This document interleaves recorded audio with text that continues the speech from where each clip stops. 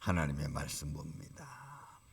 사도행전 제20장 오늘은 1절부터 6절에 있는 말씀 봅니다. 말씀을 교독합니다. 20장 1절부터 6절입니다. 소요가 그침에 바울은 제자들을 불러 권한 후에 작별하고 떠나 마케도냐로 가니라.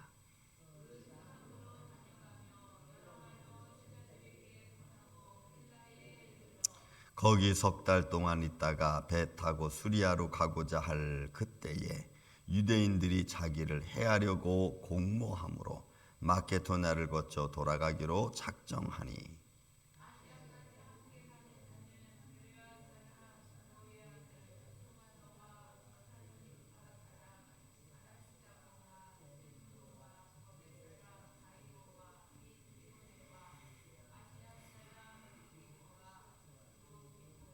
그들은 먼저 가서 드로아에서 우리를 기다리더라.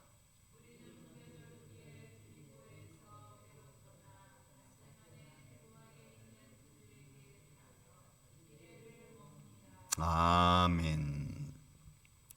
자, 에베소에서 소요가 터졌습니다. 데메드리오라고 하는 은장색 우상 만드는 사람이 자기들의 그 우상 만드는 것이 아무것도 아니고 그런 것들은 의미 없는 것이라고 하니까 자기의 삶 속에 풍요로움, 또 어떤 물질적인 수익이 적어지는 것을 알고 폭동을 일으켰죠. 밀란처럼 일으켜서 바울과 그의 일행들을 연극장 안으로 끌어들이고 많은 사람들이 거기서 아우성을 치고 또 에베소여 아이데미 그 신상을 두고 그들이 막 아우성을 쳤습니다. 그리고 서기장인 알렉산드로라는 사람이 조용히 그것을 마무리 짓고 흩어졌습니다. 자, 이 소유가 그치고 바울은 제자들을 불러 권면합니다. 그리고 작별하죠. 권면할 때 여러분 어떤 거 하겠습니까? 이런 권면들이 참 중요합니다. 왜냐하면 뭐 너나 할 것 없이 우리는 삶에 저마다 다 다른 환경 속에서 또 만나는 일들이 다 다르기 때문에 그리고 거기서 이루어지는 또 아픔이 있고 슬픔이 있고 때로는 기쁨이 있고 그런 저마다 다른 삶의 환경 속에서 우리는 어떤 마음으로 사람들을 위로하고 마음의 담대함을 갖게 할까? 여러분 이 정도 소유가 벌어졌다고 할 때에는 예수 믿는 사람들이 굉장히 한쪽으로 몰릴 수밖에 없습니다. 그죠? 사람들이 바울과 그의 일행들을 여러분 막 아우성치면서 반대하잖아요. 그들이 전하는 것을. 그러니 예수님을 의지하고 복음을 들은 사람들이 주저하지 않을 수밖에 없는 겁니다. 그래서 아마 이 권면은 위로일 겁니다. 여러분 형제들이요, 우리가 예수를 믿고 또 많은 유대인들이 이걸 반대하고 이런 가운데서 우리는 그래도 십자가 바라보고 하나님 나라 바라보고 우리는 굳게 서야 돼. 뭐 이런저런 일들로 아마 권면했겠죠. 그리고 이런 일이 터지면 우리는 대적하죠. 대적하는데 그 대적이 육적인 대적이 아니고 영적인 대적이죠. 싸우지 말고 피해야 되는 거죠. 그러니까 이런 것들을 많이 권면했을 겁니다. 싸우려고 하면은 한도 끝도 없죠. 그러니까 싸우는 게 아니라 피하고 그러면서 그들로 하여금 믿음을 잃어버리지 않게 하는 게 여러분 참 중요합니다. 여러분 우리가 영적인 싸움에서 이런 거죠. 어느 날 우리 살아간 시험이 이제 너무나 많으니까 자기는 전부 다 A를 다 받기를 원하는데 좀 못해서 B를 이렇게 받았어요. 근데 그게 너무 마음이 아프고 슬픈 거예요. 아주 막 울더라고. 살아야 힘내라. 그래도 하나님 너가 도와주실 거야. 자기는 하나님한테 좀 묻고 싶대. 내가 이렇게 열심히 하는데 왜 이렇게 안 되니? 그러면서 마음속으로 하나님을 의지하지만 어떨 때는 너무 힘드니까 좀 따지고 싶다 하나님 앞에. 그러면서 마음이 막 힘들어하더라고. 여러분 우리는 살아계신 하나님을 믿지만 여러분 예수님 믿는다고 다 잘 되면은 야, 누구들 예수님을 안 믿겠어요? 그죠? 그러니까 우리의 삶 속에서 그렇게 안 될 때는 우리가 어떻게 마음의 위로를 받아야 되는가? 그래서 한참을 저랑 얘기합니다. 하나님은 그래도 너에 대한 뜻이 있고 또 네가 가는 길을 지켜주실 거야. 근데 묘하게 그런 마음을 갖고 있는 사람에게 들려줄 수 있는 그 위로라는 게 그렇게 많지 않아요. 힘든 상황이 만난 사람들 앞에 위로라는 것이 여러분 참 많지 않아요. 그죠?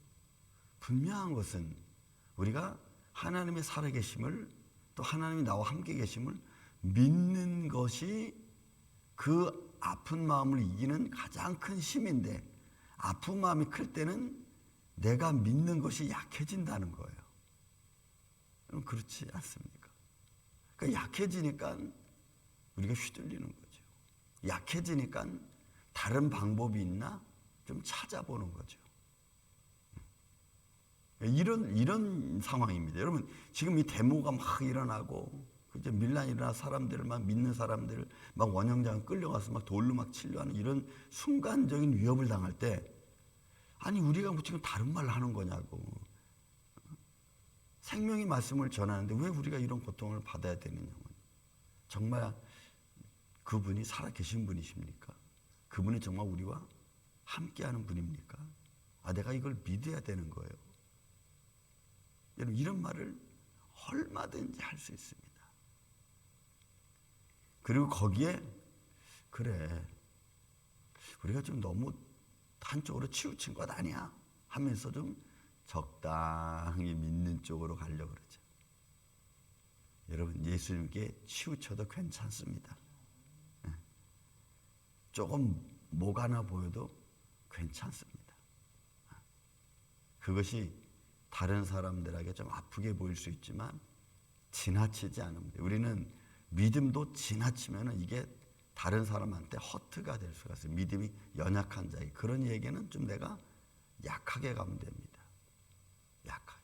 모든 사람들에게 다 강하게 갈 수는 없습니다. 어떤 얘기는 조금 강하게 받을 만한 사람에게, 그렇지 못한 사람에게는 약하게. 이런 어떤 모습이 있죠. 그러니까 바울이 지금 소요가 그친 상태에서 제자들을 불러서 모아놓고 권면을 합니다. 그리고 작별하고 그리고 이제 먼저 마케도냐로 갑니다.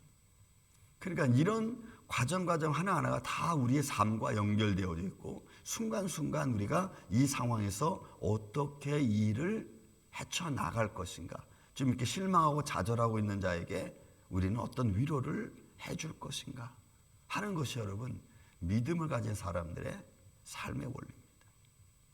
저도 그렇고 여러분도 그렇고 우리 삶의 환경, 또 저는 교회에서도 또 가정에서도 또 우리 모임에서도 그 지방으로 다녀나가며 여러 말로 제자들에게 권하되 계속 권면합니다. 그 이유는 저마다 사람이 만나는 것이 여러분 다르니까. 옛날에 제가 한경재 목사님의 예화집 쪽에서 그런 말을 하나 봤습니다. 제가 가끔 이 말씀을 드렸는데, 그 교회에 이제 아침 예배를 마치고 그리고 집에를 갔어요. 그래서 여러분 집에 도둑놈이 들어가지고 집에 내고 싹 가져간 거예요. 그리고 이 교회 나와서 예배드리는 사람이, 교회 나온 지 얼마 되지도 않는 사람이 그 집에 가서, 아니 내가 지금 다른 데 간 것도 아니고 교회 가서 예배 드리러 갔다 왔는데 도둑님이 우리 집에서 다 털어갔다면 이게 뭐냐. 그분이 하는 말이 뭐냐면, 내가 예배 드릴 동안 내 집도 지켜주지 못하는 분이라면 내가 예수님을 왜 믿냐 이렇게. 인간적으로 말을 들어보면 틀린 말도 아닐 것 같아. 이런 그렇잖아요. 내가 예배 드리러 교회 갔다 왔는데 집안이 도둑 맞으면 그 예배 드릴 시간도 지켜주지 못하는 하나님, 이렇게 말하잖아요. 믿음이 약한 사람은, 또 하나님을 잘 모르고 이제 신앙생활 한 지 얼마 안 된 사람, 교회 안 나와. 교회 안 다니. 이런 분들한테 여러분들은 뭐 어떻게 위로를 해주시겠어요?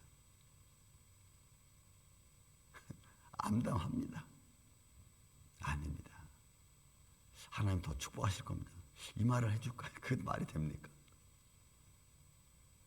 그러니까 우리가 십자가의 도를 믿고 복음을 들고 가서 사람들을 위로하는 건 참 어려운 거예요. 그러니까 그런 삶 속에서 우리가 어떻게 복음을 잃어버리지 않을까, 않을 수 있을까? 끝까지 우리가 부활하신 주님을 믿고 의지하며 이것을 잃어버려도 잃어버린 것에 대하여 내가 예수님과 결부시키지 않고 내 믿음을 오히려 떨어뜨리기 위해서 내가 교회를 못 가기 위해서 내가 예수님 믿으려고 하니까 나를 못 믿게 하는구나 라고 하는 그런 쪽으로 생각하기보다는 지켜주지 못하신 하나님 이렇게 돼요. 그러니까 여러분과 권면하는 것이 이런 환난을 당한 사람들에게 권면하는 것이 참 어렵고 힘들어요. 그러니까 바울은 그런 사람들을 매우 만나요. 그죠? AD 1세기에 이 로마 제국 지중해를 중심으로 해서 이 아시아 쪽 연안 지방으로 복음이 증거되어지고 또 싸움이 전쟁이 많고 또 민족 간의 갈등이 많고 그런 가운데서 이런 복음이 증거되어지는 그런 열악한 환경. 고나고 헬라에 이르러서 석 달 거기서 있다가 배 타고 수리아로 가고자 할 때에 유대인들이 또 자기를 해하려고 이러면서 공모하는 것은 아주 결사적으로 항전하는 의미를 가진 단어입니다. 이 단어가.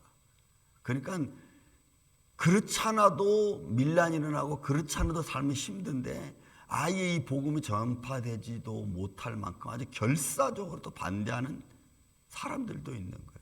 그러니 여러분 이게 결국은 얼마나 삶이 고달픈 모습입니다. 여러분 예수님을 더 열심히 믿으려고 하면은 더 열심히 기도하고 좀 신앙생활하려면 왜 그렇게 문제가 더 많이 터지는지 혹시 여러분 그런 거 느껴보셨습니까? 저도 그럴 때 많아요. 문제가 갑자기 막 두세 개가 한꺼번에 꽝 터져버리면 이게 뭐부터 어떻게 되는 거지? 처음에는 막 허둥지둥 될 때가 있어요. 아예 문제 속에서 살면은 문제라고 생각이 안 되는데 갑자기 편안하다가 문제가 꽝 터져버리면 그럼 막 정신이 없어요. 그러면 그 문제를 갖고 가끔 제 주위에 있는 사람 그런 말이에요. 나 정말 너무 힘들어서 때로는 좀 쉬고 싶다는 말을 해요. 그러면 또 그런 말을 하면은 하나님께서 믿음을 주시려고 하니까 여러분 우리는 시험하는 자들 있잖아요. 알잖아요. 막는 겁니다. 힘내십시오. 믿음 잃지 마십시오. 늘 저는 그랬던 것 같아요. 믿음 잃지 마십시오. 이것이 끝이 아닙니다. 우리가 세상 말처럼 이것도 지나가는 과정 속에 하나님이 당신을 사랑한다는 증거입니다. 라고 말하면 어떤 사람은 하고 말합니다. 정말 하나님 날 사랑하는데 그렇잖아요. 우리가 하나님이 날 사랑한다는데 왜 이런 시험이 나한테 오느냐. 그러니까 그렇지 않아도 힘든 삶의 현장 속에 아예 결사적으로 바울이 복음 전하는데 반대하는 사람도 있고 또 어떻게 해요? 잡으려고 해요. 자기를 해하려고 공모함으로 마케단을 거쳐 이게 돌아가는 겁니다. 그러니 시간적으로도 많이 걸리고. 그러니까 우리는 이런 영적인 싸움과 우리 매번 부딪히죠. 저도 그렇고 여러분도 그렇고. 여기 교회가 하나님의 생명의 말씀을 선포하는데 이 생명의 말씀인 것을 우리가 우리는 확신하지만 믿지 않는 사람에게는 아무런 의미가 없잖아요. 하나님은 너무 쉽게 할 수 있는 일을 우리로 하여금 그렇지 않아 너무 어렵게 되는 것 같아. 유다도 예수님께 그렇게 말하고, 그죠? 당신은 드러내기를 원하면서 왜 이렇게 갇혀져 있느냐. 제자들도 여러분 예수님이 한번 기적을 베풀면은 사람들이 다 이렇게 올 수 있잖아요. 또 오게 하게끔도 예수님은 할 수 있잖아요. 근데 자유의지는 하나님이 안 건드리셔요. 내가 죄를 선택했으니까 했으니까 내 마음을 가지고 의를 선택하라는 거거든. 그게 여러분 신명기 29장부터 31장까지 나온 말씀 중에 40장에 그런 말씀이 있어요. 내가 너희 앞에 죄와 생명과 사망, 복과 저주를 놨으니까 너와 내 자손이 살기 위해서 생명을 선택해라. 그러니까 하나님이 선택하게끔 다 벌려놓고 선택은 내가 해야 되는 거야. 하나님이 우리에게 자유를 주신 거죠. 아시아에까지 함께 가는 자 베레아 사람 브로의 아들 수바더와 데살로니가 사람 아리스다고와 세군도 더베 사람 가이오 및 디모데와 아시아 사람 두기고 드로비모 같이 동역자들입니다. 그래서 우리가 복음을 전할 때는 동역자가 정말 필요합니다. 동역자 같이 일하는 같이 그 복음의 발걸음을 맞춰갈 수 있는 동역자. 그리고 그 동역자들이 먼저 가기도 하고 또 소식을 갖고 들어오기도 하고 또 그런 일들을 갖고 우리 같이 기도하고. 그래서 교회가 이제 우리 3월 달부터 우리 장로님들 기도 이렇게 해서 준비하고 있는데 기도하는 거죠. 기도를 먼저 하는 거예요. 하나님 교회를, 하나님 예배를, 하나님 한 심령을 하나님께서 지켜주세요. 그러니까 우리가 살아계신 하나님을 분명히 믿기에 그 하나님을 여러분 우리는 의지할 수밖에 없습니다. 믿습니까 여러분? 우리는 100% 하나님을 의지할 수밖에 없고 100% 하나님께 구할 수밖에 없어요. 조금이라도 뭐 0.0001%라도 하나님 괜찮습니다. 제가 하겠습니다. 라고 말할 수 없어요. 우리는 아직 100% 순도 100% 하나님께 의지하는 거예요. 내가 할 수 있는 게 아니고 하나님을 의지하는 마음으로 모든 걸 행하는. 그래서 복음이 증거되어지는 겁니다. 먼저 가서 복음을 전하고 또 하나님이 거기서 역사 이루시고 또 복음의 소식을 듣고 또 어려운 소식을 들으면 와서 또 같이 기도하고 그러면 서로 위로해주고 또 위로해주는 말씀을 갖고 또 다른 데 가서 간증해주고. 그렇죠? 여러분 저는 여러분들의 가정을 그래도 조금은 아니까 그리고 그분들의 신앙생활 저는 여러분들의 가정에서 조금씩은 알잖아요. 다는 몰라도.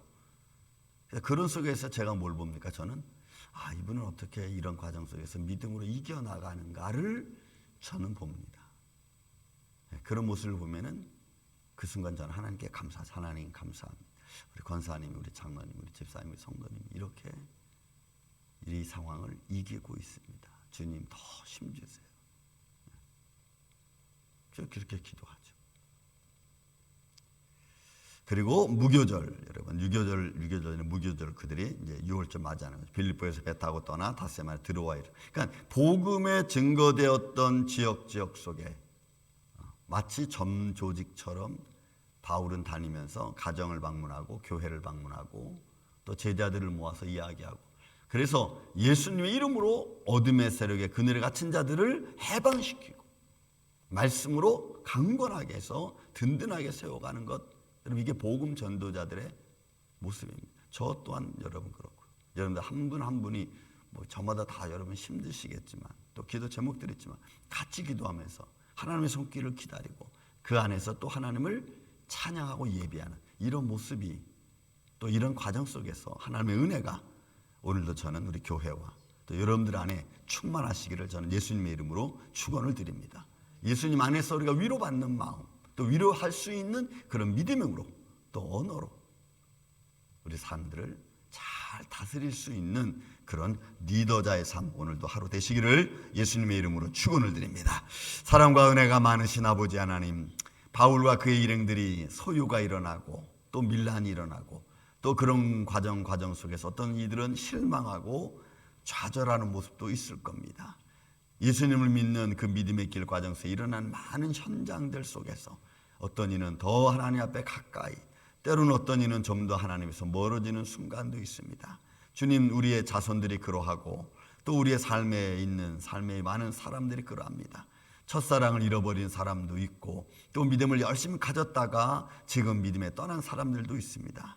주님 이런 우리 주위에 많은 사람들을 위하여 오늘 시간 기도하기를 원하고 또 전도자들의 명단을 넣사오니 주님께서 저들의 마음을 위로하여 주시고 저들의 삶을 주의 장중원에 붙들어 주시며 우상 숭배하는 자들은 예수 이름으로 다 물러가게 하여 주시고, 그리고 어둠의 그늘에서 해방될 수 있도록 주님 역사하여 주시옵소서. 저들에게 구원받을 만한 은혜를 주님 베풀어 주시고 또한 선포하여 주셔서 하나님의 영광 앞에 담대히 나아갈 수 있도록 주님 도와주옵소서.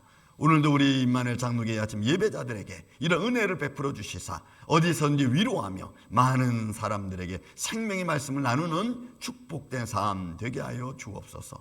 오늘도 발 걸음걸음마다 주님이 동행하여 주실 줄로 믿사오며 사랑이 많으신 예수님의 이름으로 기도하옵나이다. 아멘. 하늘의